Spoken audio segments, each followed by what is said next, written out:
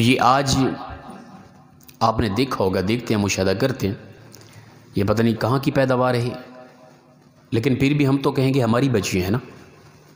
یہ عجیب طرح کے جھنڈے اٹھا کے، عجیب طرح کی فلیکسیں اور کیا کچھ لکھا ہوا باہر نکل کر یہ اسلام سے آزادی چاہتی ہے۔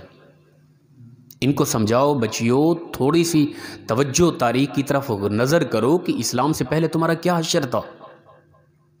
تو اگر ماں ہوتی تو تیرے ساتھ اسلام سے پہلے یہ تھا، تو اس وقت غلامی کی زنجیروں میں جکڑی ہوئی تھی، تو آج اسلام سے آزادی چاہتی جس اسلام نے تمہیں آزاد کیا ہے۔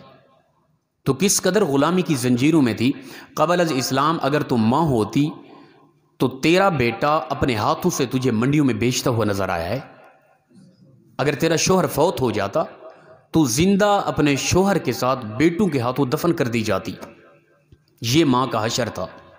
اسلام نے کہا نہیں، اگر تو بیٹی ہوتی، پیدا ہوتے ہی تجھے اسلام سے پہلے زندہ درگور کیا جا رہا تھا۔ اگر تو بیوی تھی تو تیرا حشر یہ تھا کہ تجھے طلاق بھی نہیں دی جاتی تھی اور کئی عرصے تک تیری زندگی جہنم بن کے رہتی تھی، اور تجھے انسان نہیں ایک آلے کے طور پہ استعمال کرتا تھا مرد۔ یہ تیرا حشر تھا۔ اسلام نے آ کے یہ ساری زنجیریں توڑی اور اسلام نے کہا کہ اے مرد، اے انسان، یہ تیری ماں ہے، اور اسلام نے تیرے قدموں کے نیچے بیٹے کی جنت کو رکھ دیا ہے۔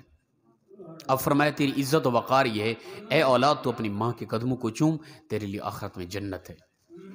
اور فرمایا کہ اگر بہن ہے تو یہ محبت ہے کہ دو جسم ایک جان ہے۔ اگر بیوی ہے تو یہ تیرے لیے، یہ تیری ظاہری اور باطنی پاکیزگی اور طہارت کا سبب ہے۔ اگر تیری یہ بیٹی ہے پھر تیرے جگر کا ٹکڑا ہے۔ یہ اسلام نے تجھے آزاد کیا، اسلام نے تجھے عزت دی، اسلام نے تجھے وقار دیا، اسلام نے تجھے بلندی عطا کی، وگرنہ تیری کیا وقت تھی؟ تو منڈیوں میں بکنے والی تھی۔ میں الیاذ باللہ عورت کی توہین نہیں کر رہا، میں اس طرح کی نسل کو سمجھا رہا ہوں، وگرنہ عورت تو میری ماں ہے جس کے میں قدم چومتا ہوں۔ میں منبر رسول پہ بیٹھا ہوں، میں اپنی ماں کے قدم چومتا ہوں۔ عورت کا تو یہ مقام ہے۔ عورت تو میری بہن ہے، دو الگ جسم میں ایک جان۔ عورت تو میری بیوی ہے کہ جو میری اندر کی پاکیزگی کا سبب ہے۔ عورت تو میری بیٹی ہے جو میرے جگر کا ٹکڑا ہے۔ ایسی خاتون یا ایسی عورت جو اس طرح کا نعرہ لگاتی ہے اور اسلام سے چھٹکارا چاہتی ہے، میں کہتا ہوں کہ اس کے لیے لفظ عورت یا لفظ خاتون لگانا یہ ان لفظوں کی توہین ہے۔ میں پوچھتا ہوں کہ کہاں مر گئے؟ کہ ان کا باپ، ان کا بیٹا، ان کا بھائی، ان کا شوہر نہیں ہے کیا؟ اگر ہیں تو وہ بغیرتوں کی غیرت کہاں مر گئی ہے؟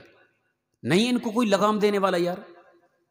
یہ وطن عزیز، اگر وہ چاہتے ہیں مغربی نظام اور وہ سوچ چاہتی ہے کہ ہم اس طرح بے لگام ہو جائے جہاں چاہے چرتی پھریں جانوروں کی طرح، اللہ فرماتا ہے اولئک کالانعام، یہ جانوروں کی مثل ہے۔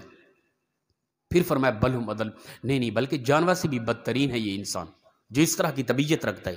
اگر وہ سوچ چاہتی ہیں، وہ طبیعت چاہتی ہیں، تو اس سے ہم معذرت کرتے ہیں۔ یہ وطن عزیز پاکستان اسلام کی بنیاد پہ، کلمہ لا الہ الا اللہ کی بنیاد پہ بنا تھا۔ یہاں جو عورت ہوگی وہ ماں ہے تو ماں ہے، یا وہ بیٹی بن کے رہے گی، یا وہ اپنے شوہر کی بیوی بن کے رہے گی، ٹھیک ہے نا، یا وہ بہن بن کے رہے گی۔ یہ چار رشتے ہیں، اس کے علاوہ کوئی رشتہ نہیں ہے، ٹھیک ہے نا۔